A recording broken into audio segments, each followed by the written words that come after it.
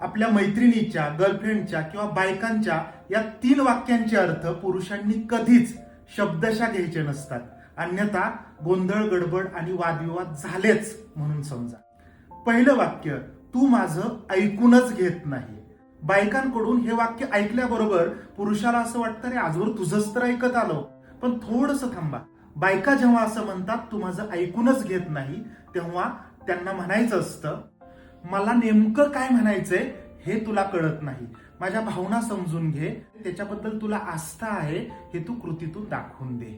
बायकांचं दुसरं वाक्य, आपण कधीच बाहेर फिरायला जात नाही.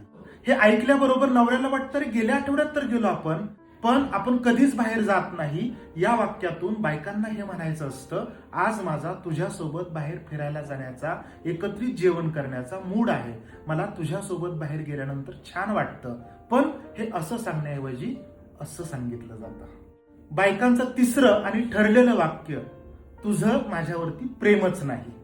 हे वाक्य ऐकल्याबरोबर तर कोणत्याही पुरुषाच्या तळपायाच्या आग मस्तकाला जाते आणि गेल्या 5-7 वर्षात, 10 वर्षात तुझ्यासाठी काय काय केलं, किती किती केलं, कसं कसं केलं याची यादीच पुरुष वाचून दाखवतो. त्याचा इगो हर्ट होतो. पण पुरुषांनी हे वाक्य कधीच शब्दशः असं घ्यायचं नाही. जेव्हा बायका असं म्हणतात की तुझं माझ्यावरती प्रेमच नाही, त्या वाक्याचं भाषांतर एवढंच आहे की तिला गेल्या काही दिवसांपासून अस्वस्थ वाटतंय, असुरक्षित वाटतंय. मनात, बॉडीत काहीतरी केमिकल लोचा झालाय, हार्मोनल इम्बॅलन्स झालाय, ती असुरक्षित आहे. त्यामुळं तिला तुझी गरज आहे, तुझ्या एखाद्या मिठीची गरज आहे, तिला तुझ्याकडून वधवून घ्यायचंय, आय लव्ह यू, आणि तिला खात्री करायची आहे की खरंच तुझं तिच्यावरती प्रेम आहे. त्यामुळे बायकांच्या अशा वाक्यांचे शब्दशः अर्थ घ्याल तर भांडत बसाल आणि त्याचं मी सांगितलेलं भाषांतर लक्षात ठेवाल तर सुखी नांदाल. बायकांच्या बोलण्याचे अर्थ पार्ट 2. जेव्हा तुमची गर्लफ्रेंड, मैत्रीण किंवा बायको असं म्हणते की मी खूप दमले, मी आता काहीच करू शकत नाही, त्याचा पुरुष पटकन असा अर्थ घेतो की तिला म्हणायचं, मीच सगळी कामं काय म्हणून करू, तू तर तंगड्यावर करून असाच बसलेला असतो. पण जेव्हा बाई असं म्हणते की मी खूप दमली आणि मी काहीच करू शकत नाही, तेव्हा तिला खरं तर हे म्हणायचं असतं, मी सकाळपासून खूप काम केलंय आणि मला विश्रांतीची गरज आहे. मी जर विश्रांती घेतली तर पुढचं काम करू शकेल. तू पुरुष म्हणून फक्त एवढंच कर, मला जवळ घे, माझे विचारपूस कर आणि सकाळपासून तुला जमलंच तर मी केलेल्या कामांचं थोडंसं कौतुक कर. बस एवढीच गोष्ट तिला अपेक्षित असते. जेव्हा बाई असं म्हणते की आपल्या घरात नेहमीच खूप पसारा असतो, तेव्हा पुरुष पटकन त्याचा अर्थ असा घेतो की म्हणजे तुला काय म्हणायचंय, मी पसारा केलाय का, मी सगळं करून ठेवलंय का, पसारा तर तूच करत असते. पण थांबा, जेव्हा कुठलीही बाई हे म्हणते की आपल्या घरात नेहमीच खूप पसारा असतो, तिला त्यातून फक्त एवढंच म्हणायचं असतं की मी वैतागली आहे आणि आत्ता या क्षणी माझी तो पसारा आवरण्याची इच्छा नाही, मला थोडीशी विश्रांती घेण्याची गरज आहे.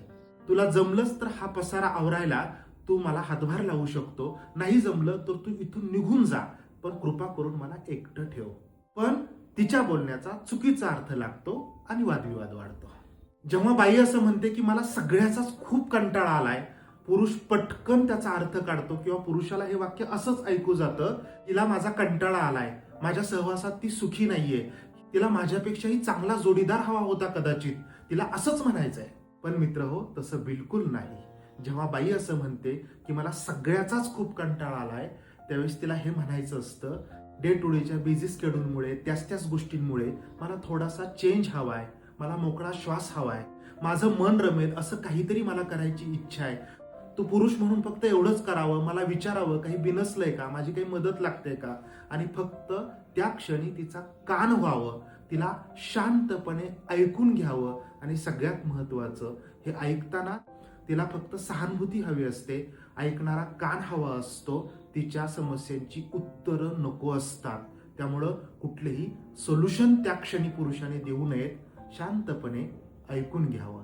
नातं सुखाचं झाल्याशिवाय राहणार नाही.